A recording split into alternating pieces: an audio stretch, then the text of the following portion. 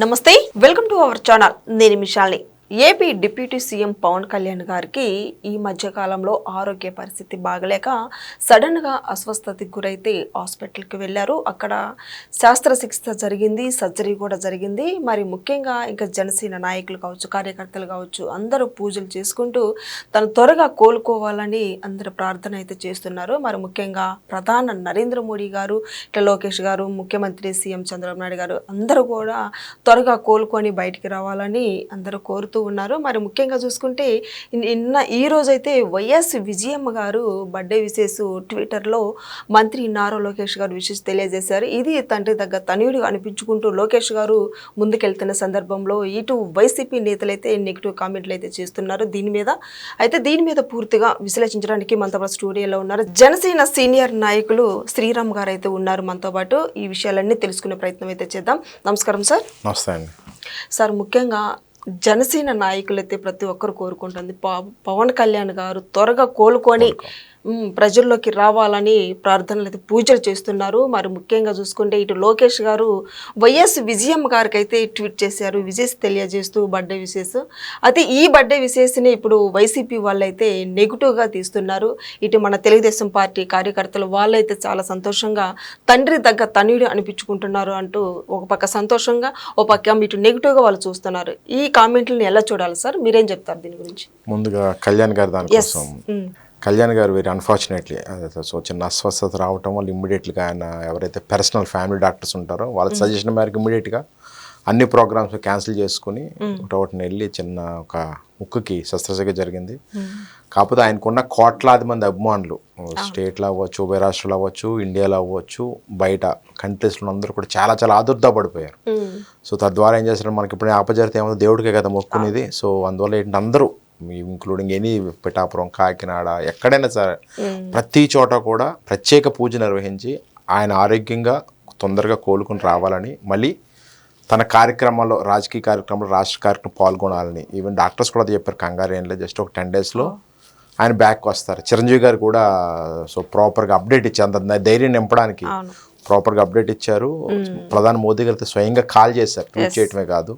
నారా లోకేష్ గారు, చంద్రబాబు నాయుడు గారు, మొత్తం సినీ ప్రముఖులు అందరూ ట్విట్టర్ అంతా కూడా ఆయన గెట్ వెల్ సూన్ అనే ఫేస్బుక్స్ కానీ, వాట్సాప్లు కానీ, ట్విట్టర్స్ కానీ అన్ని సోషల్ మీడియా అంతా గెట్ వెల్ సూన్ ఉంది. మోదీ గారు అయితే ప్రత్యేకంగా ఫోన్ చేసి మాట్లాడడం, మళ్ళీ ఆ కాల్కి రిప్లైగా ఈయన ట్వీట్ కూడా చేసినట్టు నా హ్యాండ్లర్ నుంచి ఎలా అంటే చాలా ఇంత అనుబంధం, మీ సపోర్ట్ ఎప్పుడు ఉండాలి మనస్ఫూర్తిగా కోరుకుంటున్నాను అని చెప్పి కళ్యాణ్ గారు కూడా రివర్స్ ట్వీట్ చేశారు. నేను కూడా జస్ట్ ఒక 1 week 10 daysలో మళ్ళీ ఈజ్ బ్యాక్ టు నార్మల్. ఎందుకంటే ఎవరో రాశారు 2-3 క్యాప్షన్స్ చదివా ట్విట్టర్లో, తెలుగులో రాశారు, అందరూ బాగుండాలంటే నువ్వు బాగుండాలన్నాను. నాకు చాలా బాగా నచ్చింది. అసలు రాష్ట్రం ఇంత బాగుండాలి, రాష్ట్ర ప్రజలు బాగుండాలంటే అన్న నువ్వు బాగుండాలి ముందని చెప్పేసి. నిజంగా అది 100% ట్రూ. అలాంటి నాయకుడు రావాలి. ఎందుకంటే అందరికీ తెలుసు, స్వార్థం అన్నీ వదిలేసుకుని పార్టీ కన్నా కూడా రాష్ట్ర భవిష్యత్తు ముఖ్యమైన ఆ రోజున చంద్రబాబు నాయుడు గారితో కలిసి కూటమికి విజయానికి ముఖ్య పాత్ర వహించిందే కళ్యాణ్ గారి డెసిషన్ ఆ రోజున. సో జైల్లో ఉన్నప్పుడు ఈ సందర్భంగా గుర్తు చేసుకుంటూ డెఫినెట్గా we are also get well soon. And ఇంకో ముఖ్యమైనది ఏంటంటే ఈరోజు ఈ సందర్భంగా చంద్రబాబు నాయుడు గారి పుట్టినరోజు శుభాకాంక్షలు తెలియజేసుకుంటున్నాం. రాష్ట్రం అంతా కూడా పండగలా జరుపుకుంటున్నారు. అన్ని అన్నా క్యాంటీన్లో కూడా బ్రేక్ఫాస్ట్, లంచ్, డిన్నర్ ఇంకా ఎక్కువ ఫుల్గా అన్నీ కూడా చాలా బాగా ఉచిత, చాలా ఫ్రీగా, చాలా ఎక్కువ వెరైటీస్తో కూడా నేను చూశాను. ఆల్రెడీ మార్నింగ్ న్యూస్ చూశాను. అమలాపురం కానీ, ఇటు కాకినాడ కానీ, అటు సైడ్ అంతా కూడా మొత్తం అంతా ఫుల్గా అసలు ఎక్కడికక్కడ చాలా పండగ వాతావరణం నెలకొని ఉంది.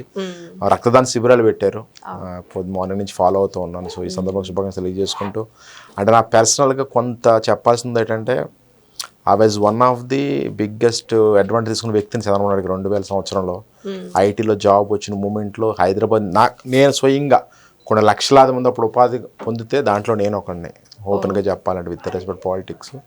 సో అదొకటి. ఇంకొకటి మీరు అడిగింది విజయమ్మ గారిది. సో లోకేష్ గారు నాట్ ఓన్లీ విజయమ్మ గారిని, మీరు ఆయన కల్చర్ చూస్తే మీరు ఎప్పుడైనా సరే, మీరు ఎక్కడైనా సరే ఆయన మాట్లాడే విధానం కానీ అది మంచిగా మరీ చాలా ఇదిగా, చాలా మెచ్యూర్డ్గా, అది వైఎస్ఆర్సీపీయా లేకపోతే ఇంకొకటి శత్రువులు లేదు, మన పద్ధతులకు తగ్గట్టు మనకు తగ్గట్టు ఆయన స్వయంగా విషయం చెప్పడం కానీ వెళ్ళి పలకరించడం కానీ మొన్న కూడా చూసిన ఎవరో పెద్ద మీటింగ్ వస్తే గౌరవ ఆయన కుర్చీ ఇచ్చి పక్కన కూర్చోవటం కానీ సో ఇదంతా కూడా తండ్రికి తగ్గ తనడని కదా he is himself as his own thing అంట నేనైతే మాత్రం ఆ ఇది క్రియేట్ చేసుకుంటున్నారు లోకేష్ గారు దాంట్లో డౌట్ ఏం లేదు దాంట్లో భాగంగానే ఈరోజు ఎక్కడా కూడా ఎటువంటి వాటికి వాళ్ళు వీళ్ళ మదర్ని ఏం తిట్టారు వాళ్ళ ఫ్యామిలీ అని కానీ చాలా ఘోరాతిగా అయ్యేం ఆయనకి ఏంటంటే ఒక పెద్ద ఆవిడ సాక్షాత్తు మాజీ ముఖ్యమంత్రి ఎంతో పేరున్న రాజశేఖర రెడ్డి గారు సతీమణి ఒకప్పుడు వైజాగ్లో కూడా పోటీ చేశారు అవన్నీ దృష్టిలో పెట్టుకుని చాలా సహృదయంతో మంచిగా విషయం చెప్పని విషయం చెప్పారు అంతే తప్ప దాంట్లో రాజకీయం ఏమీ లేదు దాన్ని ఇంకా గౌరవించాలి వాళ్ళు కాకపోతే ఏమి చేయాలో తెలియని పరిస్థితుల్లో ఏమి తిట్టలేక నెగిటివ్ ప్రచారం చేస్తుంది తప్ప ఆయనకున్న ఒక మంచి మనసుకి నిదర్శనం అది ఈ రోజున విజయమ్మ గారికి అది ఎవరికైనా సరే ఆయన అలాగా విషయం చెప్తారు ఎప్పుడు కూడా పెద్దలంటే నేను చాలా స్వయంగా చూస్తాను మీటింగ్స్లో అది కూడా చాలా రెస్పెక్ట్ఫుల్గా ఉన్నారు ఆ విధంగానే విజయమ్మ గారికి కూడా శుభాకాంక్షలు తెలియజేస్తారు దీనికి యాజ్ యూజువల్గా వైఎస్ఆర్సీపీ పనే ఉంటుంది ఏదో పట్టుకుని అది చేసి ఇది చేసి హడావిడి చేస్తారు మన అమ్మటి రాంబాబు ఏదో నిరసన అన్నాడు ఏదో ఒకటి మొదలెడతారు అది అట్టర్ ఫ్లాప్ అవుతుంది వాళ్ళ నాయకుడేమో ప్యాలెస్ వదిలి రాడైనా వచ్చిన ఒక రోజు వస్తాడు చదువుతాడు బట్టి పడతాడు లేదు ఏం తెలియదు 2 మాటలు కొంచెం ఎక్స్ట్రా అడిగినా సరే నాకు టైం లేదు వెళ్ళిపోతాను. సార్ లక్ష్మీ పార్వతి గారు ఈ విషయం లోకేష్ గారు విశేష తెలియజేసిన తర్వాత స్పందించి అమ్మమ్మగా నాకు ఏ రోజున వచ్చి నువ్వు విశేష తెలియజేసేవా పుట్టినరోజు సందర్భం ఏ రోజున వచ్చి మాట్లాడేవా అని అంటూ తను వేయాలో తన సమాధానం చెప్తుంది. ఏమంటారు సార్ దీని గురించి? రాజకీయానికి చుట్టరికానికి లింక్ పెట్టకూడదు ఫస్ట్ థింగ్. సో ఆయన చాలా హుందాగా అక్కడ చుట్టరికం చూసి కాదు ఒక ప్రతిపక్ష హోదాలో ఉన్న ప్రతిపక్ష లేదు కానీ పార్టీకి రాజశేఖర రెడ్డి సతీమణిగా వైఎస్ జగన్మోహన్ తల్లిగా ఆ గౌరవంతో ఆ హుందాతనం తెచ్చారు. లక్ష్మీ పార్వతి గారికి ఏముందని ఏ హుందాతనం ఏ రిలేషన్ అని చుట్టరికాలు వేరు పర్సనల్ ఇష్యూస్ ఉంటే పక్కన పెట్టుకుని మాట్లాడుకోవాలి. మీరు అమ్మమ్మ అయితే అమ్మమ్మ స్థాయిలో ఏం మాట్లాడారు, ఫ్యామిలీకి ఏం చేశారు, ఆ ఫ్యామిలీతో మీ బాండింగ్ ఏముంది, ఆ బాండింగ్ ఎందుకు పోయింది ఇవన్నీ మాట్లాడుకుంటే చాలా వ్యాస్ట్ సిలబస్ అవుతుంది. మాట్లాడుతూ ఉంటే నాకు అంత అర్హత ఉందో నాకు తెలియదు, మన అనవసరం కూడా పర్సనల్ ఇష్యూ అదంతా కూడా వి షుడెంట్ డిస్కస్ అంటే మాట్లాడకూడదు అలాంటి వాటి కోసం. మనం మాట్లాడడం రాజకీయ పరంగా హుందాతనంగా ఒకరినొకరు గౌరవం ఇచ్చిపుచ్చుకోవటం అది ప్రతిపక్షం ఉన్నా లేకపోతే పాత రాజశేఖర రెడ్డి గారు ఉన్నా ఎన్ని గొడవలు ఉన్నా ఏం చేసినా జగన్ గారు ఎన్ని తిట్టినా ఎన్ని రాజకీయ పరంగా ఏంటంటే ఒక హుందాతనంగా పుట్టినరోజున అది పెద్ద ఆవిడ చాలా పెద్ద వయసులో ఆల్మోస్ట్ తల్లికని కొంచెం పెద్ద వయసు ఉన్నవాళ్ళు. సో అంత పెద్ద వయసు గౌరవం ఇచ్చుకుని విషయం చెప్పటం అది. మీరు సడన్గా వచ్చి మీరేదో లబ్ధి పొందేద్దామని చెప్పి దీంట్లో నీకు అమ్మమ్మని అవుతాను, చిన్నమ్మని అవుతాను, లేకపోతే ఇంకోటి అవుతాను, నాకు ఏం చేస్తున్నావు అట్లా మీరు ఆ రిలేషన్ మీ పర్సనల్ ఇష్యూ తీసుకుని రాజకీయాలకు లాగొద్దు. దాంట్లో చాలా తప్పది. ఎన్నో జరిగినాయి, ఎన్నో సంవత్సరాలు ఎన్నెన్నో జరిగినాయి. దాని డిస్కస్ అయితే 2-3 days అవుతుంది ఆ డిస్కషన్స్ అన్ని. అది ఎన్నో అనవసరం. ఒక పెద్ద రకంగా చేసే అంత రిలేషన్ బట్టి ఏం కాదు ఆయన చేసింది. ఇప్పుడు ఏదంటే తను ఎవరో గుర్తించట్లేదు, ఏదో ఒక స్టేట్మెంట్ ఇస్తే మళ్ళీ మీడియా అంతా ఏ సాక్షిలోనూ ఎక్కడో వేస్తారు కదా క్లిప్పులు, లేదా తమ్నైల్స్ నారా లోకేష్ నిలదీసిన లక్ష్మీ పార్వతిని తమ్నైల్స్ చేస్తారు కదా, ఇవన్నిటి కోసం తప్ప అంతకనే. సార్ ముఖ్యంగా ఈరోజు ఏపీ ఒక సంక్రాంతి పండుగ ఎట్లా సెలబ్రేషన్ చేసుకుంటారు, అంతకు మించి ఈరోజు సీఎం అంటేనే ఒక విజనరీ. అలాగే ఆ బలంతో ముందుకెళ్తున్న ముఖ్యమంత్రి సీఎం చంద్రబాబు నాయుడు గారికి ఈరోజు రాష్ట్రం అంతా కూడా విశేష తెలియజేస్తూ ఉన్నారు. మరి 76 సంవత్సరాలు పూర్తి చేసుకున్న సందర్భంగా ఈ ఏపీ రాష్ట్రాన్ని అభివృద్ధి చేసుకుంటూ తనదేయాలో తను లక్ష్యంగా పరుగులు పెడుతూ ముందు పెట్టుబడులు కావచ్చు, ఏదైనా సరే చూసుకున్న మహిళలకు కావచ్చు, ప్రతి ఒక్కరికి రాష్ట్రాన్ని అభివృద్ధి చేయాలని ముందుకెళ్తున్న సందర్భంలో మీరేం చెప్తారు సార్? ఆయన ఇందాక చెప్పాను కదా, ఆల్మోస్ట్ ఒక 2026 years ago ఆయన హైటెక్ సిటీ 99లో అనుకుంటా శంకుస్థాపన చేసిన. ఎంత విజనరీ 2020 అంటే చాలా ఎగతాళి చేశారు అప్పుడు, నేను చెప్తున్నాను. కానీ దాని ఫలితాలు అందరూ చూస్తారు. నాలుగు వాళ్ళు అందరూ కూడా ఈ రోజుకు ఈ స్టేజ్లో ఉన్నారంటే చాలా వరకు ఆయనే కారణం, చాలా ఐటీ పీపుల్కి. అట్ ది సేమ్ టైం ఇప్పుడు ఆయన విజనరీ 2047 అంటున్నాడు. చూడండి, ఇదో ఈ క్వాంటమ్ అని కానీ కొత్త టెక్నాలజీని తీసుకురావటం కానీ, మొన్న అది మిట్టల్లో స్టీలు 1,00,000 కోట్లంత టన్నులు డెలివరీ చేసేంత కెపాసిటీ కానీ, అంటే ఆయన విజనరీ అలాగే వెళ్తూ ఉంటుంది. మనీని ఎలా జనరేట్ చేయాలి, మనీని ఎలా తీసుకురావాలని చాలా ఎప్పుడు కూడా ఆయన ఆశ్చర్యం ఏంటంటే, ఇప్పుడు 76 years అంటారు కదా, మీరు ఒక్కసారి 2 years బ్యాక్ ఆయన క్యాంపెయిన్లో వచ్చేసి స్పీచ్ చూడండి, మీరు నమ్మరు అసలు 70+ అంటే. నేను ఆశ్చర్యపోయింది. అవే హీ స్పీక్స్ కానీ ఆ అగ్రెసివ్గా మాట్లాడటం కానీ చాలా గట్టిగా చెప్పారు. అసలు ఆయన విజన్ అంతా కూడా ఇలా చేస్తాను. ఇప్పటికంతే మరి ఆయన డైటు, ఆయన డిసిప్లిను, Yes, నిజం నాకు తెలిసి ఈ ఆయన సమకాలీకులు ఎవరు లేరు అనుకుంటున్నాను ఆ ఏజ్లో. అసలు ఆ టైంలో ఇప్పుడు ఎవ్వరు కూడా ఆ హెల్తీ కాషియస్ కానీ అంత ఇదిగా డైట్ ఫాలో అవడం స్ట్రిక్ట్గా చాలా డిసిప్లిన్డ్గా అవును. ఆయన వింటే అసలు చాలా ఆశ్చర్యం వేస్తుంది. నిజం నాకు తెలిసి ఈ సక్సెస్ మంత్ర ఈజ్ డిసిప్లిన్ అనుకుంటాను నేను. మార్నింగ్ లేవటం కానీ ఆ మీటింగ్స్ కానీ అన్నీ కవర్ చేసేస్తారు. నిన్న మొన్న చూశాను ఎంత ఇదంటే బూత్ లెవెల్ నుంచి క్లస్టర్ నుంచి మీటింగ్లు అందరికీ ఓపిక్గా దగ్గరుండి ఎలా ఉండాలి ఏంటని వాళ్ళకి బాధ్యతలు చెప్తా, వాళ్ళందరికీ ఫోటోలు ఇస్తా. మరి 76 yearsలో అన్ని బాధ్యతలు అంటే నాకు తెలిసి మేబీ స్లీప్ 6 hours ఎంత అనుకుంటున్నాను నేను. ఏదో పవర్ న్యాప్ అంటారు చూసారా, ఆయన టెక్నిక్ ఉండి 10 hours పడుకునేది 5-6 hours టెక్నిక్ ఉంటుంది. ఆ విధంగా ఏమన్నా పడుకుని మిగతాదంతా వర్క్ చేస్తున్నాను నేను అనుకున్నాను. సో అలాంటి లీడర్ కావాలి. అలాంటి లీడర్ని చూసి రాబోయే తరాల్లో ఉన్న నాయకులు కానీ తద్వారా లొకేషన్ అంతా కూడా చాలా చాలా చూసి ఇంకా ఇంకా ఇన్స్పైర్ అయ్యి ఆల్రెడీ అవుతున్నారు. ఇంకా ఇంకా ఇన్స్పైర్ అయ్యి మరో చంద్రబాబు నాయుడు ఇంకా బాగా చేయాలని మనస్ఫూర్తి కోరుకుంటున్నాను. మనస్ఫూర్తి కూడా ఒక్కొక్కసారి మన సిబిఎన్ గారికి పుట్టినరోజు శుభాకాంక్షలు తెలియజేసుకుంటాం. అలాగే సార్, ఏ అమరావతి రాజధాని గురించి బిల్లు ప్రవేశపెట్టినప్పటి నుంచి కూడా ఈ రోజు వరకు కూడా వైసీపీ ప్రతి ఒక్కరు నెగిటివ్ కామెంట్స్ చేయటమే. యాజ్గా మాజీ ముఖ్యమంత్రి జగన్మోహన్ రెడ్డితో సహా నెక్స్ట్ మేము అధికారంలోకి వస్తే మేము చూస్తాము తీసేస్తాము అన్నట్టు తను వేయలో వాళ్ళు చెప్పడం జరుగుతుంది. ఏమంటారు? ఇప్పుడే కలిసికట్టుగా పవన్ కళ్యాణ్ గారు కావచ్చు, బాబు గారు కావచ్చు, లోకేష్ గారు కావచ్చు, రాష్ట్రాన్ని ఇంకా 10 ఏళ్ళ వరకు మనమే అధికారంలో ఉంటాము, ముందుకు నడిపిస్తామని పవన్ కళ్యాణ్ గారు చెప్పడం జరిగింది. మరి ఇది సందర్భంలో ఇటు వైసీపీ వాళ్ళు ఇటు నెగిటివ్ కామెంట్ చేస్తున్నారు. ఏమంటారు మీరు దీని గురించి? వాళ్ళకి భయం వేసి అంతే. వాళ్ళకున్న ఒకే ఒక దారి ఏంటంటే కూటమి ప్రభుత్వాన్ని విచ్ఛిన్నం చేస్తేనే వాళ్ళ మనుగడ సాగుతుంది ఫ్రాంక్గా చెప్పాలంటే. అంతే తప్ప వాళ్ళకాల 11 సీట్లతో కష్టపడి 100 సీట్లు తెచ్చుకునే సిచ్యువేషన్ లేదు. ఈ సందర్భం ఒక ముఖ్యమైన ఇది చెప్తాను. మొన్న ఆల్మోస్ట్ ఒక 1 month అయింది. కళ్యాణ్ గారు అసెంబ్లీలో ఒక మాట అన్నారు. చాలా సున్నితంగా చాలా స్ట్రిక్ట్గా క్లియర్ కట్గా చెప్పాడు ఆయన. ఏమనంటే ఒకవేళ వైఎస్ఆర్సీ ప్రభుత్వం రాదు, వస్తే గనక అది ఆయన బలం కాదు, మన ఐక్యత, మనలో మనం ఏమన్నా కొంచెం డిస్టర్బెన్స్ వస్తే తప్ప వాళ్ళైతే రారు. సో మనం కలిసికట్టుగా ఉండి మొత్తం 15 ఏళ్ళు ఈనాటి 3 terms అన్న చేస్తేనే రాష్ట్రం అంతా ఒక అభివృద్ధి పదంలోకి వెళ్తుంది. వాళ్ళు రాలేని పొజిషన్లో ఉన్నారు, కానీ వాళ్ళు వచ్చారంటే కారణం అంటే వాళ్ళ గొప్పతనం కాదు, మనం సమైక్యతగా ఉండాలని చాలా సున్నితంగా చాలా క్లియర్ కట్గా చెప్పారు.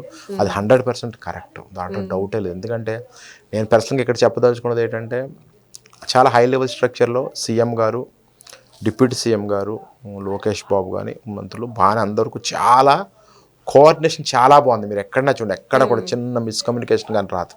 కానీ అదే కోఆర్డినేషను కింద స్థాయి కార్యకర్తలు చాలా కష్టం యాక్చువల్గా, దాంట్లో డౌట్. కానీ ఎంతలాగా కోఆర్డినేషన్ ఉండగలిగితే అంటే బూత్ లెవెల్లోను లేకపోతే చిన్న గ్రామ లెవెల్లో కానీ వార్డ్ లెవెల్లో కానీ అదే కోఆర్డినేషన్ ఉంటే కనుక ఇంకొక 15 ఏళ్ళు ఎటువంటి ఇబ్బంది లేకుండా ఎటువంటి డిస్టర్బెన్సెస్ లేకుండా కూటమి ప్రభుత్వమే ఉంటుంది, దాంట్లో డౌటే లేదు.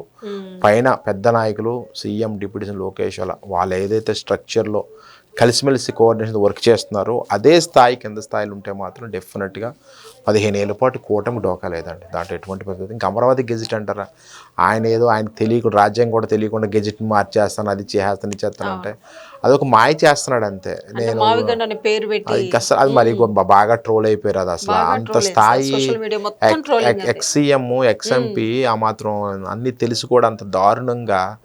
ప్లస్ జగన్ గారితో ఒక పెద్ద ప్రాబ్లం వాళ్ళందరికీ నా సూచన ఏంటంటే అండి, జగన్ చెప్పిన మాట విని మనం బాగా దెబ్బతిన్నారు చాలామంది. అంటే ఆయన గ్యారంటీగా వైనాట్ 175 గుడ్డిగా నమ్మేశారు.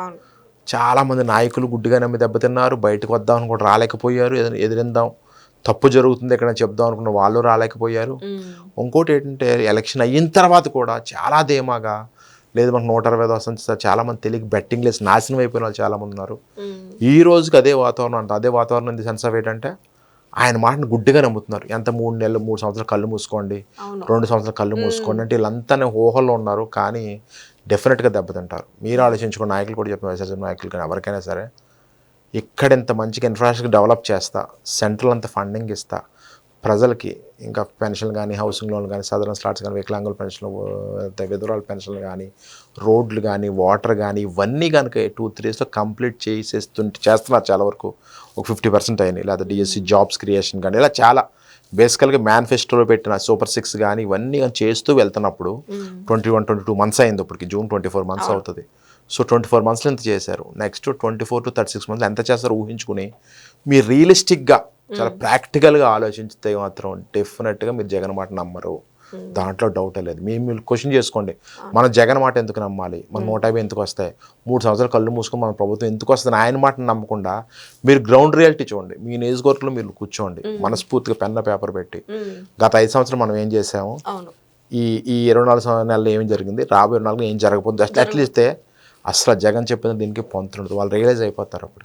నేనైతే జగన్ బాగానే ఉంటాడు, 1,00,000 కోట్లు సంపాదించాడు, ఎక్కడైనా ఉంటాడు. అతను నమ్ముకుని ఎవరైతే నాయకులు ఉంటారో వాళ్ళంతా మాత్రం ఇంకా చెప్తున్నా కదా, ఇంకా రాజకీయ భవిష్యత్తు ఉండదు వాళ్ళకి. ఉండదు. ఇంకా జనసేన నాయకులుగా పవన్ కళ్యాణ్ గారికి మీరేం తెలియజేస్తున్నారు? ఇప్పుడు ఆరోగ్యం బాగాలేదు పరిస్థితి. నేను ఒకటే చెప్తాను, ఆయన బాగుంటే అందరూ బాగుంటారు, అందరూ బాగోవాలంటే ఆయన బాగుండాలి. సింపుల్ అంతే. ఆయనకి ఏంటంటే ఇంకా దాంట్లో వేరే క్వశ్చనే లేదు. That's it.